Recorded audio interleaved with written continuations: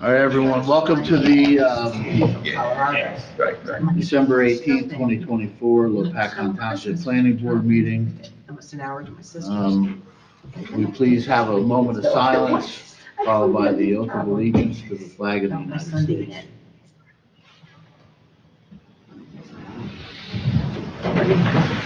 Pledge allegiance To the flag of the United States of America and to the republic for which it stands, one nation, under God, indivisible, with liberty and justice for all.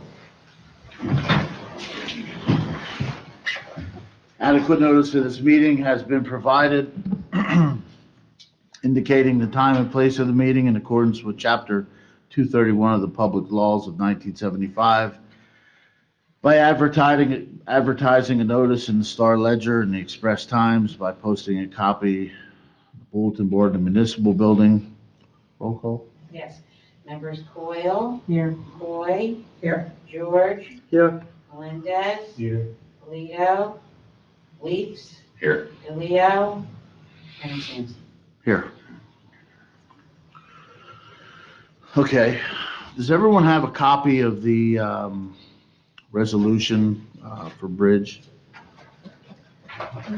Good neighbor. I saw it on the computer. Didn't bring it up. I've seen it. Everybody read it? I mean, do we have any questions about that or any? No? Okay. All right, so the first vote is going to be to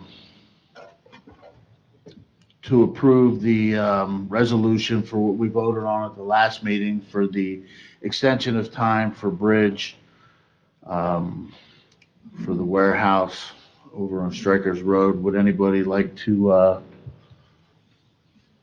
make the motion? I'll make a motion. I'll second. No, Mr. Weeks, unfortunately, you voted no, I say no. so you cannot second it. I'll second it. Thank you. Okay, and I'll roll call that. Members Coyle. Yes. Coy. Yes. George. Yes. Melendez. Yes. And Chairman Sampson. Yes. Okay, second order of business. Out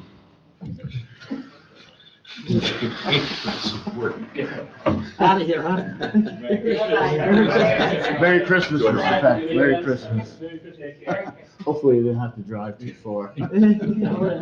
Oh, At least you get billed. Rich will pay for it. All right, so the second order of business is our planner, George Ritter. He's sick, so he's not gonna be coming back. And we have to appoint this new planner for the affordable housing. Am I explaining that right? Project, yeah. Yeah, so I don't know much about, we're gonna talk a little bit here about the affordable housing, what's, in front of us here. And I guess when we whatever you call it, Reorganize. then we'll vote him in, I believe, as the planner. He's the only responsive.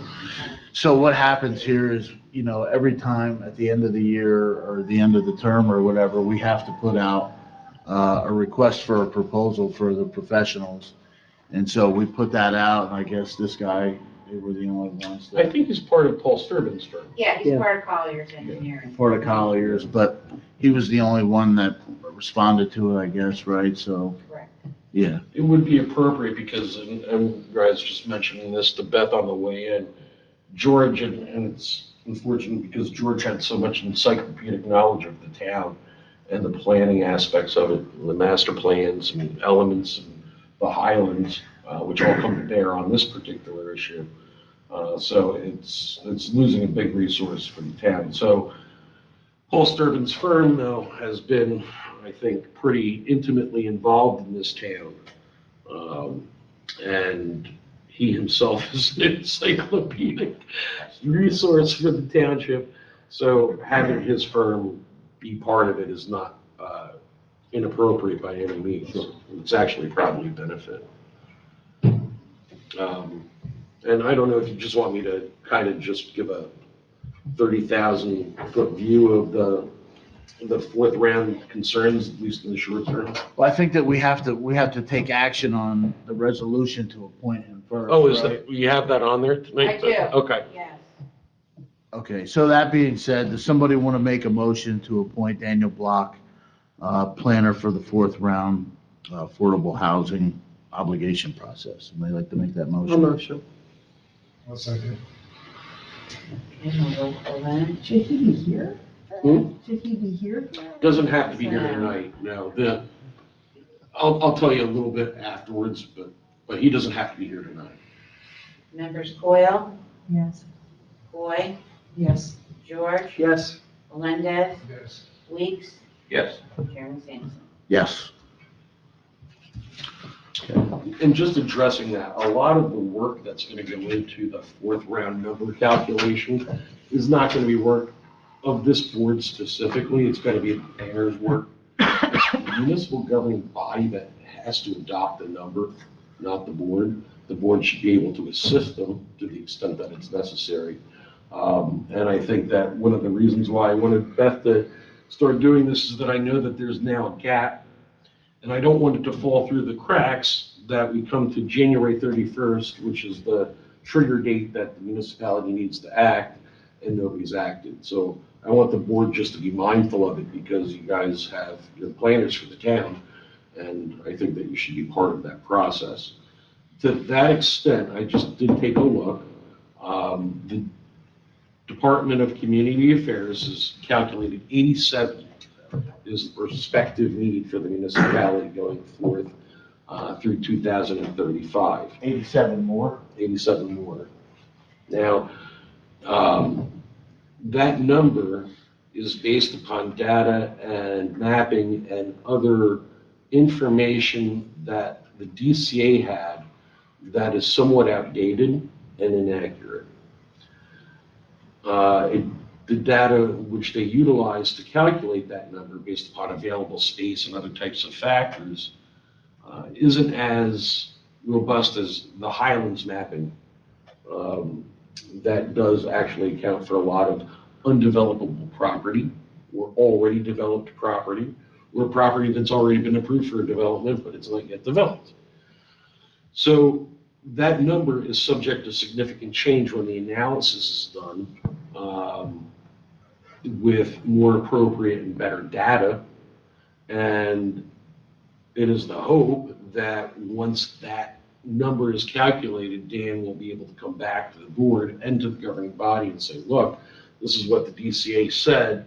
When we factor in all of these other calculations that are required under the matrix and the methodology, we really think it's this number. And that's the number that we should adopt and send to DCA. Do you expect it to be less? I would expect it to be less because you guys are a conforming Highlands municipality.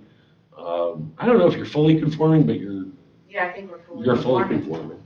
conforming. And the Highlands actually will provide a great, and that's why not having George around, because he had such a good relationship with the Highlands.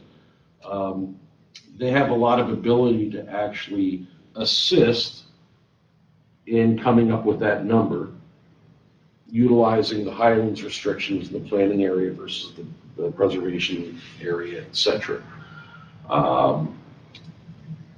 So far, what we have seen, at least preliminarily, with the planners in our other municipalities, is yes, those numbers are significantly inflated when other considerations are put in. The actual number that should be utilized is a lot less.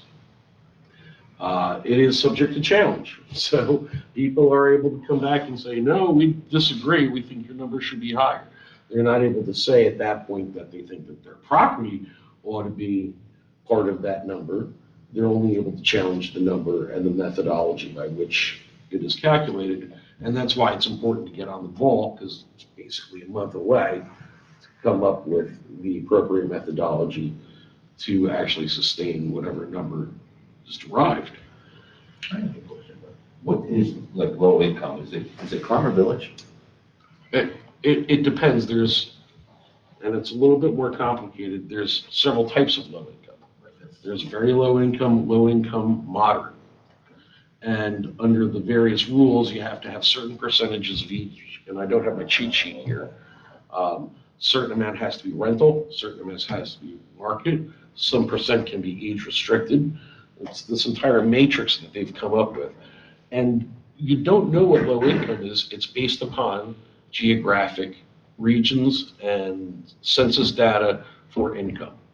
So what's considered low income in Warren County may be different from what's considered low income in Cape May County. And the regions, it's a regional type assessment for that. By counties? Regions, I don't know exactly how the actuaries and people actually come up with that, but they come up with the percentages of income, and So that's just it. I guess that's my question is, are we gonna fall under the same number as Phillipsburg? No, that's only regarding who would qualify for the unit, what their income level is, and it's not on a municipality by municipality basis. So the regional have would be considered to be a low, moderate, and very low income bracket. I can tell you the homes down there in Alpha, all right, on, what is that? High Street. High Street. All right, $52,000 is too high for low income. I'm telling you that for the honest truth. All right, that's a fact. So you're well below that to be able to get into this. And it depends whether or not they're rental units, market units. Again, there's a lot of moving parts to it. In the short term, it's coming up with what that prospective need number is going to be, and adopting that, and at least getting that part of the process done. And that's really it at this point in time. A lot of it's going to be number crunching by the planner and mapping and overlays and looking at everything as to what's in place, what can be built, where it can be built, where there's sewer availability. That all comes to bear on it. And so if we need more, that just comes into, it would be like the planning for someone who say is gonna build like a new development, or we would say, okay, we're 60 short, 60 of your 300 will have to be, like, they can't force us, in other We words, don't to, build them up. We have to wait for the builder to come in, and in that, and it's on the each structural structural. gets in that. Yeah. And we just say this land is for that. It has to be zoned accordingly. So what ends up happening, the way that this is supposed to generally play out is that the municipality will come to a number, it either gets challenged or accepted. That number then has to get incorporated into your housing element and your land use element of the master plan. And then from there, the governing body can zone appropriately for where they believe that development can fill in, to allow that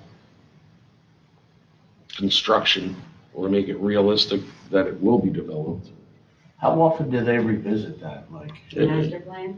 no, I mean, for the affordable housing, like, did we have to do this Oh, 20 yes. years ago? Oh, yes, Yeah, 10 we years were in ago, a or- long time ago. Are we gonna have to do it in another 35 years?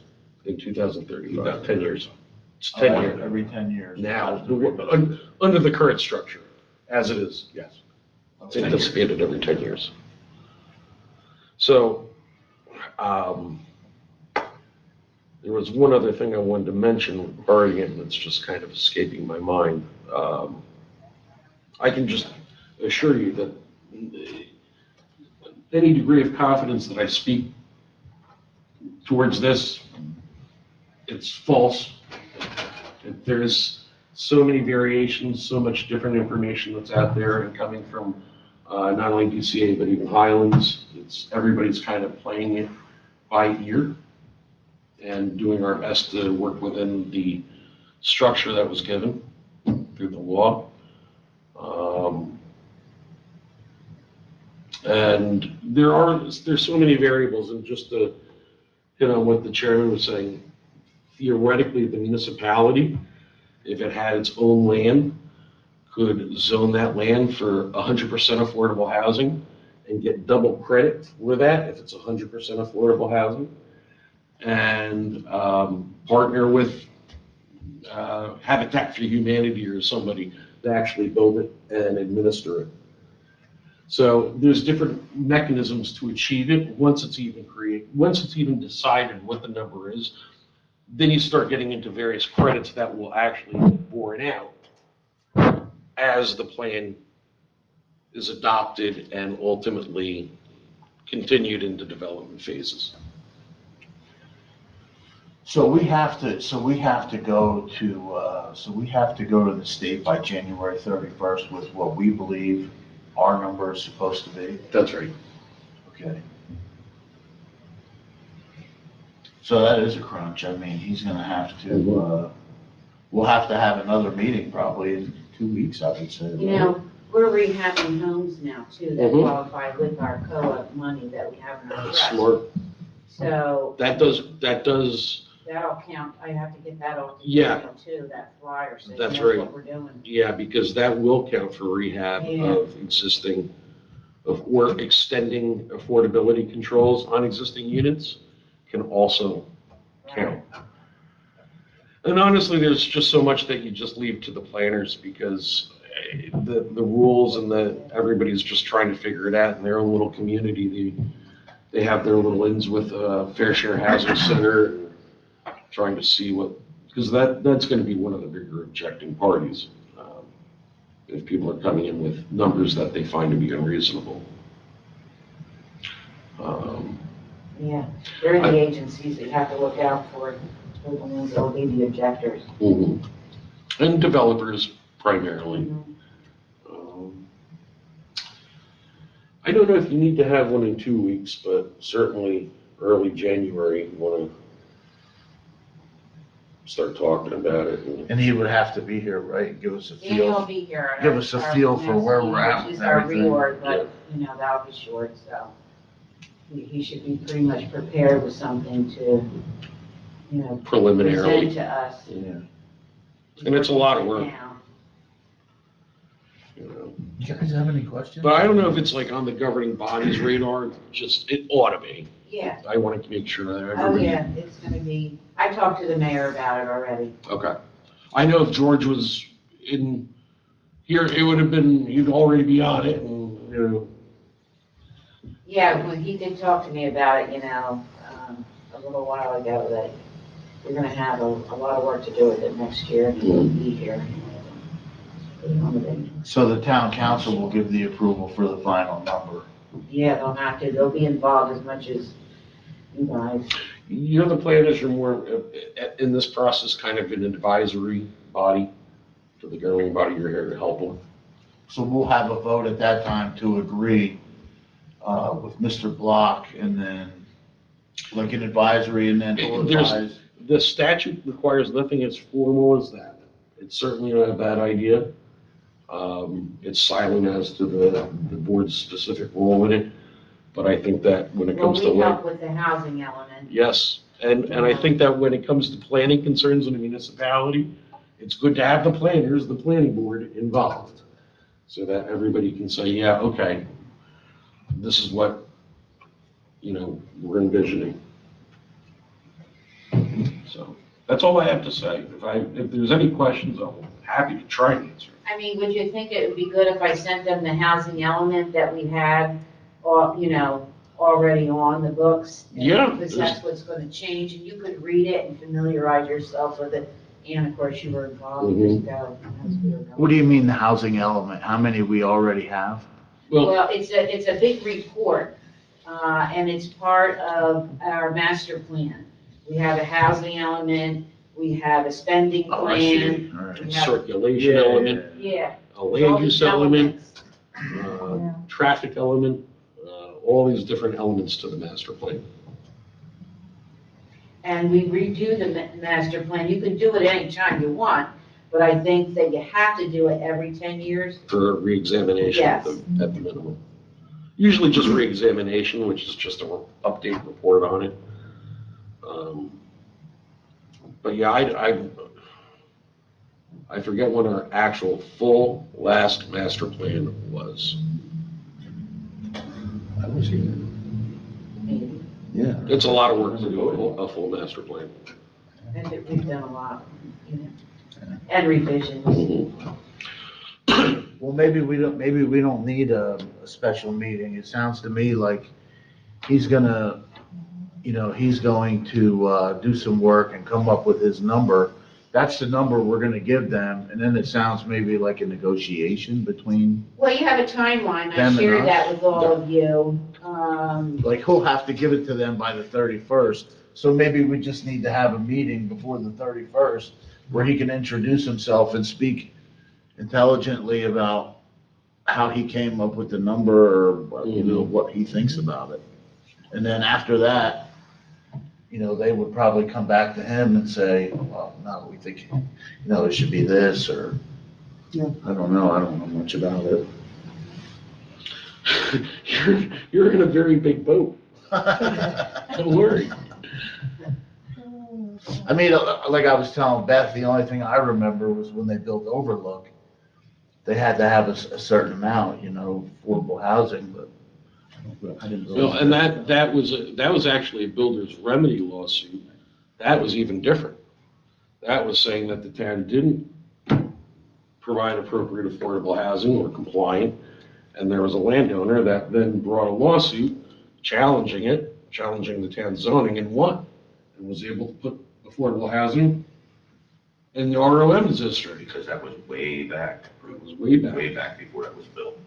And Autumn Ridge is out of a lawsuit too. Mhm. They were an intervener in something, and Probably in a COA proceeding. even our old Delaware Park School has Yes. one COA unit in there. And Larry Gardner, when he built Warren Heights, he paid us, so we didn't have to have those We used to units. pay. He gave us $600,000 to use for rehabbing homes, existing homes. And we did, we rehabbed like 15 homes. And now we're back into that program again because we have like about over $3 million in the trust. Just sitting there. Do you remember when the Climber Village wanted to build? Climber Village was built, but I was saying, An with an addition. arrangement between Pohat, Harmony, For and that COA. us.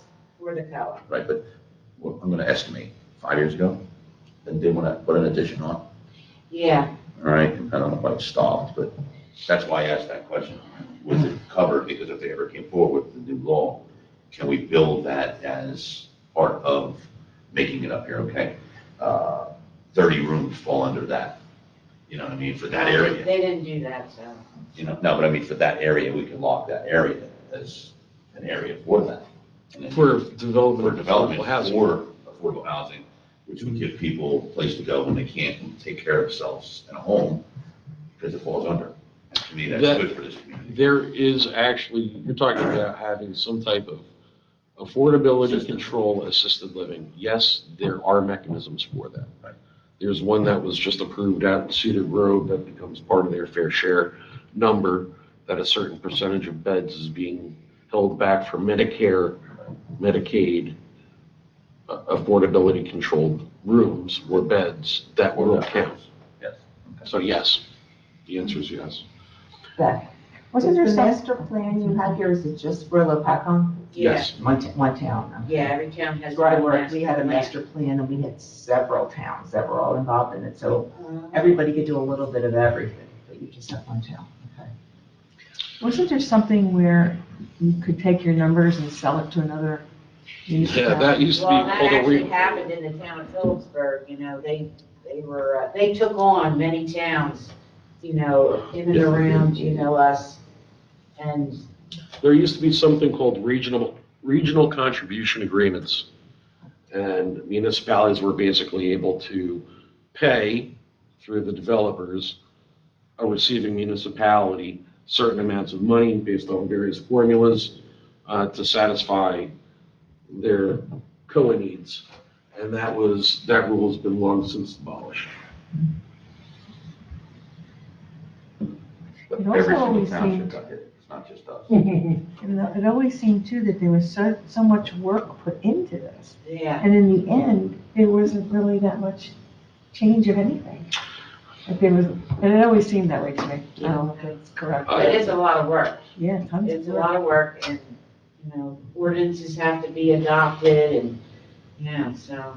The amount of money that has been spent on attorneys, on planners, on litigation, if a quarter of that was actually put towards affordable housing, there would actually be something, but, yeah, it's just my personal opinion.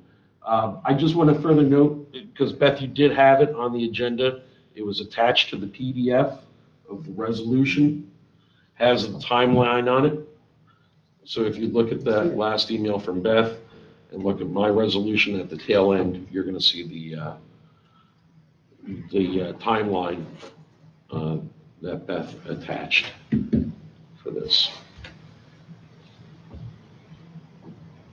And this is what it is.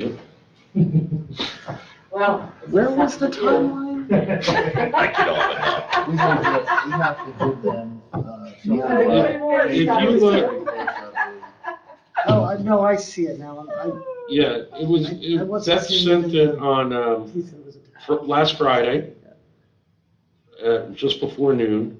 There's two attachments, one's a PDF and one's the agenda. At the bottom of the PDF form, you're gonna see the timeline.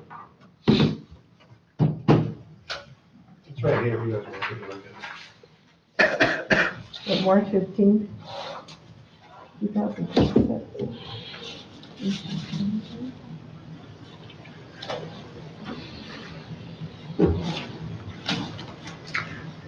If council has to approve it, and it has to be approved by the 31st of January, is council going to schedule a special meeting? If that's the case, then yes. Because if we miss the deadline, we lose our immunity from exclusionary zoning. So, That means the developer could just come and pop it anywhere. well, I think that just means that we have to give them something by, no, it says each municipality must adopt a resolution with the determination of its present and prospective fair share by the 31st. So I'm interpreting that as we have to, Yeah, the governing body has to adopt it by the 31st. Yeah, so I'll have to arrange a special meeting. I actually have 2 meetings in January, I'll probably have to have another one. That's all I got, Chairman. isn't that enough? so George was obviously, a paid, person to come here. Is it out of line for us to do something for him, kind of like, No. we did for Gary? There's certainly nothing out of line. Maybe we could make something nice and, I think, yeah, there's nothing wrong with that. Good. I could vote on that, right? It's- I'll contact you. All in favor? Yeah. All right, anybody have anything else? Going once, going twice? Motion to adjourn? Make a motion to adjourn. Second. Okay. All in favor? Aye. Gary, say no. Well, everybody have a great holiday. Yeah, Merry Christmas. Yes, Merry Christmas, everyone. Happy Hanukkah. Merry Christmas. Yes. It's next week. You know what it does? Good. All right, be well.